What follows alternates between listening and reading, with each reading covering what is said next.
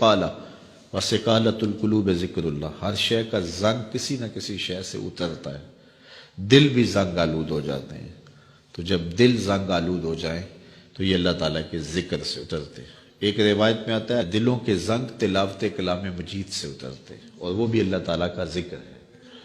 اور اس کا ذکر مختلف طریقوں سے کیا جائے اور اس کا نام مختلف انداز سے لیا جائے، یہ ساری وہ چیزیں ہیں جو دل کی میل کچیل، دل کی غلاستیں، دل کی گندگیاں اتار دیتی ہیں، اور دل مصفا اور شفاف ہو جاتا ہے۔ حضرات صوفیہ تو کہتے ہیں جب کوئی بندہ ایک مرتبہ کہتا ہے اللہ، تو اللہ تعالیٰ اس کی طرف 70 مرتبہ نظر رحمت سے دیکھتا ہے، اور جب اللہ تعالیٰ کسی بندے کی طرف نظر رحمت سے دیکھتا ہے اس کے 70 گناہ جل کے راکھ ہو جاتے ہیں۔ تو اس لیے جب کوئی بار بار اللہ اللہ پکار رہا ہوتا ہے تو اللہ تعالیٰ کی رحمتوں کے سائے میں آ جاتا ہے، اور جب ذکر کر رہے ہوں تو اس وقت مکمل یکسوئی کے ساتھ اس کی طرف متوجہ ہونا چاہیے، جس کو پکار رہے ہیں اس کی طرف یکسوئی کے ساتھ توجہ ہو، اور وہی ذکر حقیقی ذکر ہے۔ حضرت شیخ فرید الدین عطار علیہ رحمہ فرماتے ہیں ہر عضو بدن کا الگ ذکر ہے، زبان کا الگ ذکر ہے، آنکھوں کا الگ ذکر ہے، کانوں کا الگ ذکر ہے، ہاتھوں کا، پاؤں کا، دیگر اعضائے بدنیاں کا الگ الگ ذکر ہے۔ اللہ کی نشانیوں کو دیکھنا یہ آنکھ کا ذکر ہے، استماع قول حق یہ کان کا ذکر ہے، قرآن مجید کی تلاوت کرنا، اس کا نام لینا یہ زبان کا ذکر ہے، دکھیوں کی مدد کرنا یہ ہاتھ کا ذکر ہے، نیک مجالس کی طرف چل کے جانا، مسجد کی طرف سفر کرنا یہ پاؤں کا ذکر ہے۔ تو مختلف اعضائے بدنیاں کا مختلف ذکر ہے، اور ہر وقت جو ہے وہ ذکر کے اندر انسان لگا رہے اور رب کی یاد کے سائے میں اپنی زندگی گزارے۔ یہ اس کی روح کی غذا ہے جو اسے باہم پہنچتی ہے، پھر اس کی روح مرتی نہیں ہے، اس کی روح جو ہے وہ شاد اور آباد رہتی ہے، بیمار نہیں پڑتی، روح کے اوپر زنگ نہیں چڑھتا، وہ پاکیزہ اور مطہر رہتی ہے۔ تو مجھے اور آپ کو اپنی روح کا سامان کرنا چاہیے، اور اللہ کا ذکر پوری یکسوئی کے ساتھ، پوری توجہ کے ساتھ، پورے انہماک کے ساتھ۔ ہمارے صوفیاء نقشبندیہ تو کہتے ہیں جب سالک کہے اللہ، تو جب یہ بندہ پکار رہا ہوتا ہے رب کو،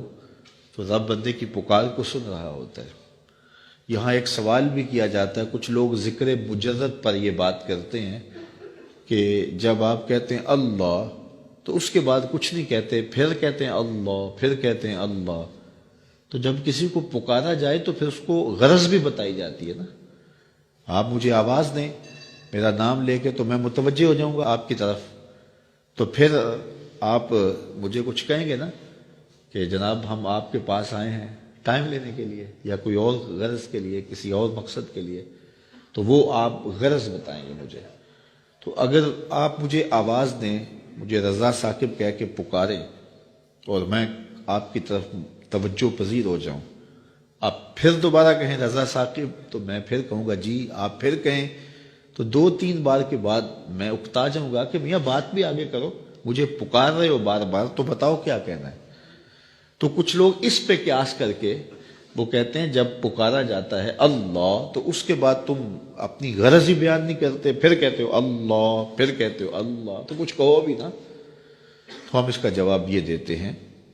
کہ میں اس لیے پوچھتا ہوں کہ میاں کس لیے مجھے آواز دی ہے مجھے پتہ نہیں، اس لیے میں پوچھتا ہوں۔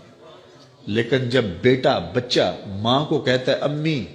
تو ماں کو پتہ ہوتا ہے اسے دودھ چاہیے، سردی لگ رہی ہے اسے لحاف چاہیے، اس نے واش روم میں جانا ہے، اس کی کیا ضرورت ہے۔ ماں کو پتر کی ضروریات کا پتہ ہوتا ہے، بیٹے نے صرف اتنا کہنا ہوتا ہے امی، آگے امی کو پتہ ہے اس کو کیا دینا ہے۔ تو بندے کا رب کو پتہ ہے اس کو چاہیے کیا، بندہ کہتا ہے اللہ، رب کو پتہ ہے میرے بندے کو کیا چاہیے،